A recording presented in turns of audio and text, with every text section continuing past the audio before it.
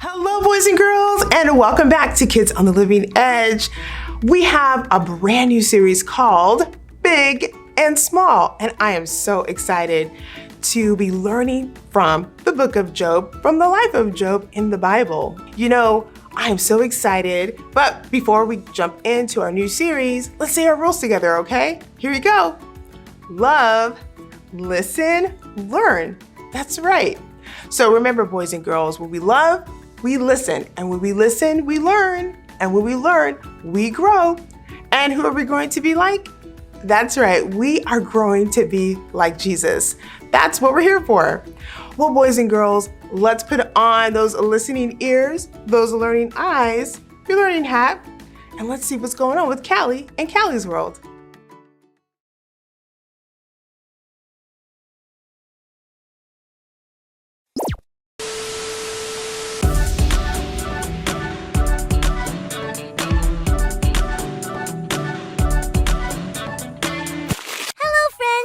Blup, blup, blup. I'm Callie. Blup, blup. And this is my friend Joe the goldfish. Blup, blup. Aww. I wonder what Joe thinks I am when he sees me through the bowl. Maybe a giant octopus or a whale. What do you think? Maybe a giant sea creature hungry for goldfish. Ugh, yuck.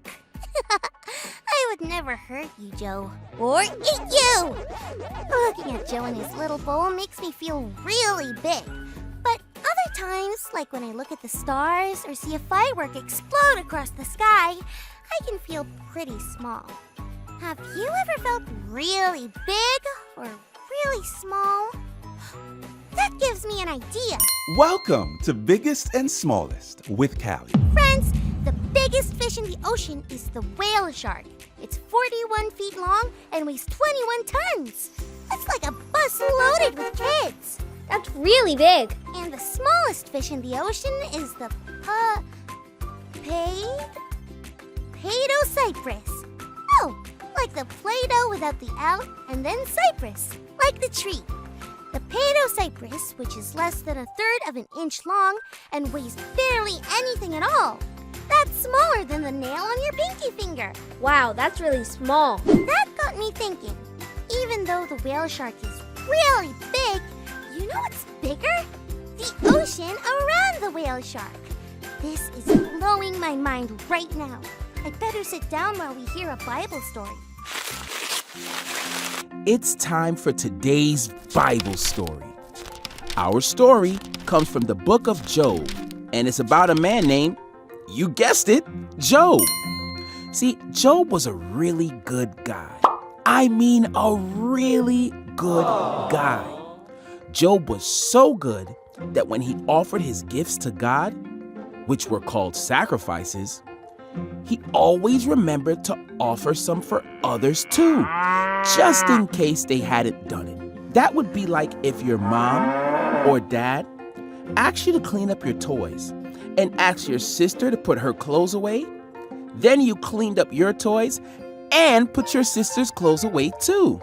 Job was such a good guy that one day God pointed him out to Satan, not a good guy, as an example of just how awesome people can be.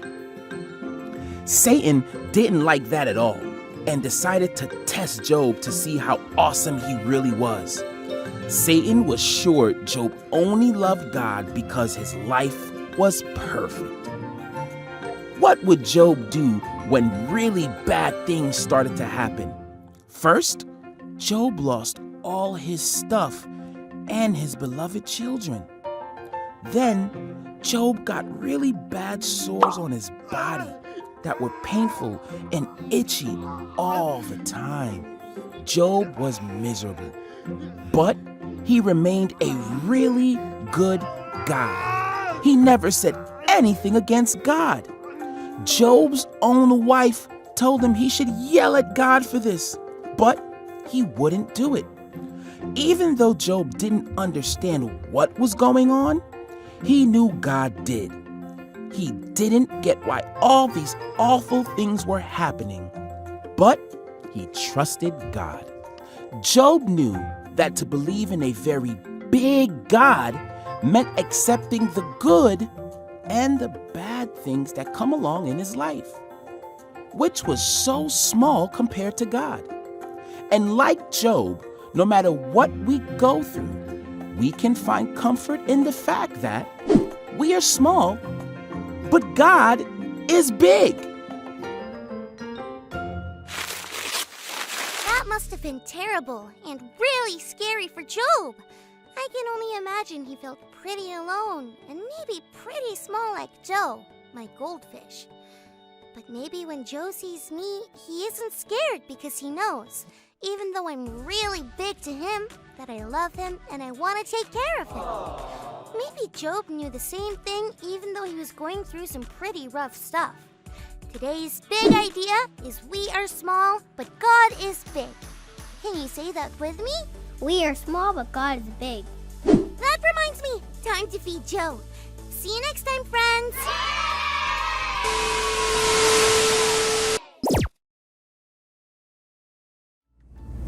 You know, Callie's goldfish was so cute, right? And its little fish bowl. And, you know, Callie was kind of wondering, I wonder how the fish sees me. Well, Callie felt a little small. And sometimes we can feel pretty small when we see all the big things out there, right? Mountains or a really tall tree or the sky itself. We sometimes forget how big the world is. And we wonder, does God see me in this big, big world? He certainly does. Even when we feel small, God sees everyone and everything. We know that brings me to our big idea for today, which is we are small, but God is big. He's a big God, right? But even though God is a big God, he sees the little things. He sees the tiniest creature and the biggest creature. He sees it all.